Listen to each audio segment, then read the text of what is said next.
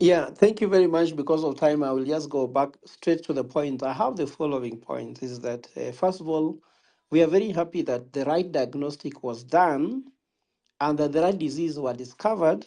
And these diseases are leadership, because we have a president who has no vision for the country.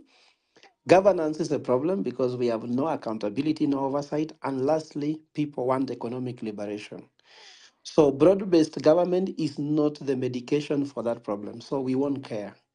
So we have done as, let's say, Linda Jamie, because I've been in this activism for some time.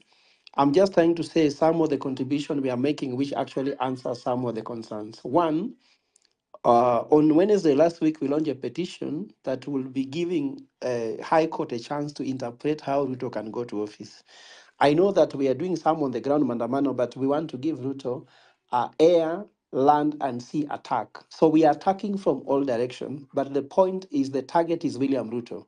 So let's not be distracted. The common enemy is William Ruto. So we have to attack him all direction, in court, everywhere. I'm sure it will overwhelm him.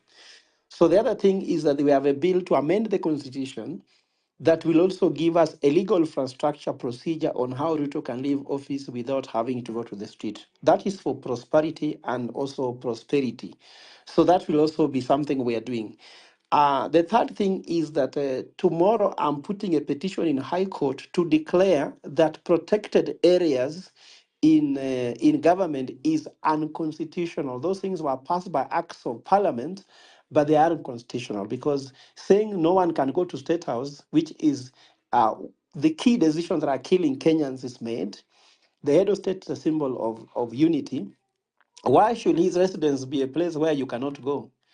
And it actually kills the freedom of movement. So that petition is very good. If anybody is interested, you can just DM me. I'll send you the petition, but I'm going to file it tonight. Then tomorrow, I'm going to give a press statement about what it is going to do. But I find it really earth shaking because if we ensure that the court can declare that there is no unprotected areas during Mandamano, like I'm trying to say, everyone in all my tenants in my house have rights to their privacy. But if they're smoking weed inside my residential houses, then I have a right to go and check whether they're smoking. So William Ruto is smoking weed inside there, and you have to check. So the fourth strategy, which I want us to think about, is that we have not done well because we are allowing the media to be the one feeding us with current affairs.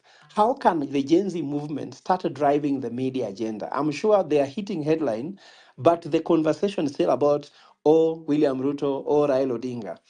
I'm sure that there is a need for us to come with a media strategy to start now directing the conversation around what we are trying to do, even defining what Gen Z is all about, not them trying to define us on their own ways.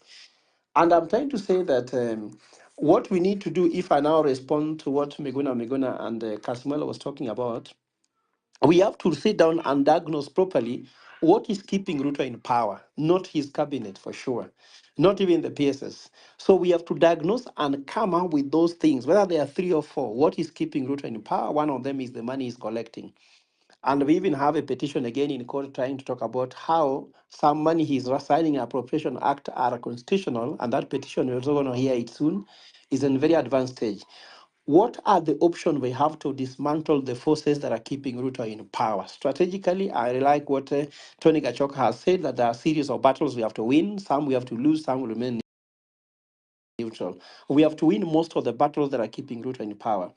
Then what will it take to bring him down? And somebody talks about agreeing on a 7 days of rage where we are going to go in large numbers and bring him down. And I want to say that I want to respond to as a speaker who spoke. That's my last submission. According to me, as a strategist, because this is what I earn my money on, when you have a dominant strategy, even if the opponent knows, you'll beat them. And according to us, there must be some things we know that if we do them, whether they know we shall do them, we will do them anyway because we have power and we have the ease of execution. So, according to me, they have to know, but then we have to do them in a way that even if they know, they can't counteract it. Ronaldo had one style of dribbling in football, but before you realize he has dribbled you with the same style, he used to have only one style, and he works it out with speed and surprise. So speed and surprise should be a strategy that no one can always beat. So long as I have speed and surprise, you can't beat me, even if you know I'll use speed and surprise, because the speed and surprise will happen. As far as I'm concerned, no one should be giving up because this war will win it. And we need to work together as a team. And if we work together as a team with the focus we have, let us not have too many enemies of going to counties and senators, because Ruto likes it when we are distracted. Let us just focus on the man and hit him hard using air, sea, and land. Thank you very much. Thank you so much. I have one question to you before we proceed to General and Casmuel.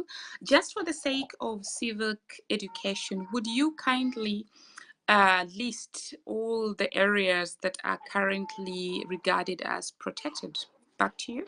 Protected areas are 12 state houses and state lodges, which is Nairobi State House. And we wrote a letter asking the Inspector General, Regional Commander, and then the police OCS in those stations, asking them, we want to bring our petition on 30th of July. And they responded in a letter saying we cannot do it. So we have gathered those affidavits we are taking to court to interpret whether they have the powers to stop us. The other one is Parliament. They say Parliament is a protected area, so you cannot be able to go. And all those things are all unconstitutional because they were passed through acts of Parliament that never really had a thinking in the constitution we have in Constitution of Kenya 2010. The other ones we have them are just they can talk about the issue of vigilance house. They are just actually named in this act. But for us, we are targeting the 12 where we have Sagana, the one in Nyeri, we have Kisumu, we have Mombasa, we have Kitale, we have Kakamega, we have Nairobi, and then I think Kisii also we have. So they are just 12, and we want just to ensure that they can be allowed at a proximal distance to issue a petition to the president. And I'm sure that's where, if they can be able to, the court can rule we have that power. And one of the orders we're asking the court to ask Inspector General to explain to us how can the citizens be able to hand over their petition to State House, because all decisions that are hurting Kenyans are made right there. Why are we wasting time on going to other places, which is not important? So they're just like that. And I'm sure that maybe I can share with Hillary, who is the host here, that petition tomorrow morning, because it has got a listed all that. Because of time, I don't want to spend everybody's time in listing. Thank you very much, co-host. Thanks so much, Fred. Hillary, do you want to say something? No, I was saying thank you so much, Prof, for coming and also for sharing that idea. And let us have that. You can share with me on my DM or my number. Then we will see how to spread it out. Thank you so much. I've seen Prof has joined the conversation. Prof Kibuta Kibuta, we really welcome you on board.